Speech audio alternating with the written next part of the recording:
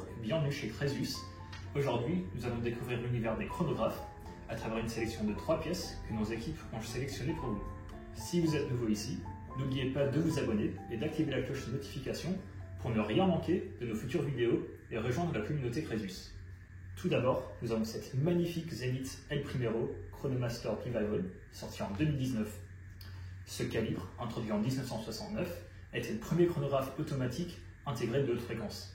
Dans les années 70, lors de la crise du quartz, Charles Largot, un horloger de Zenith, a secrètement sauvegardé les plans et les outils du El Primero, permettant à la marque de redémarrer la production du mouvement dans les années 80. Ce geste héroïque a permis de sauver un des mouvements les plus respectés de l'horlogerie mécanique. Le calibre El Primero a été utilisé par de nombreuses autres marques de prestige, y compris Rolex par exemple pour son Daytona, dans les années 80 et les années 90. Cette collaboration a solidifié la réputation du El Primero comme un des mouvements chronographiques les plus précis et fiables dans l'industrie. Nous remarquons sur cet exemplaire un boîtier tonneau en acier inoxydable, 37 mm, configuration Panda, cadran noir sous compteur noir, sur le chronographe roue à colonne, date en 4 et 5 heures, trademark de Zenith, vert saphir avec fond de boîte vert saphir également, sur un bracelet noir cuir d'origine.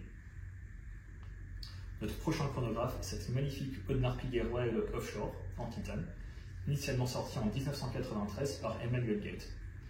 Lors de son lancement, cette montre n'a pas eu un énorme succès en raison de sa taille imposante et son design audacieux. Cependant, cette montre a gagné énormément en popularité, notamment grâce à Arnold Schwarzenegger, qui l'a portée dans son film End of Days en 1999. Il a même fait une collaboration avec la maison pour lancer une série limitée de cette pièce. Cette montre, avec son bracelet et son boîtier en titane, mesure 40 mm, cadran noir, remontage automatique avec son cadran grande tapisserie et la date à 3 heures. La troisième montre, la magnifique Patek Philippe Complication, référence 51-72G.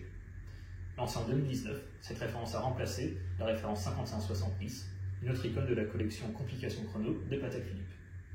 Le chronographe, une des complications les plus respectées chez Patek Philippe, et la référence 51-72G est un digne successeur de modèles historiques. Patek a produit certains des premiers chronographes de poignée au début du XXe siècle, établissant rapidement de sa réputation dans le domaine. Dans cette montre, nous remarquons le calibre CH29535 PS, un calibre sorti en 2009 à remontage manuel. Les poussoirs ronds à pompe du chronographe s'inspirent des modèles historiques des années 40 et 50, une période où Patek a perfectionné l'art du chronographe. Ces poussoirs sont non seulement esthétiques, mais aussi très fonctionnels, offrant une sensation tactile unique lors de l'activation du chronographe. Cet exemplaire, de 2022, mesure 41 mm avec son boîtier et sa boucle déployante en or blanc, bracelet cuir d'origine, remontage manuel avec 65 heures de réserve de marche. Voilà, la sélection est terminée. J'espère qu'elle vous aura plu et qu'elle vous aura inspiré pour vos prochaines acquisitions. Si vous avez des questions ou des idées de vidéos que vous aimeriez bien voir sur la chaîne, n'hésitez pas à nous en faire part. Salut!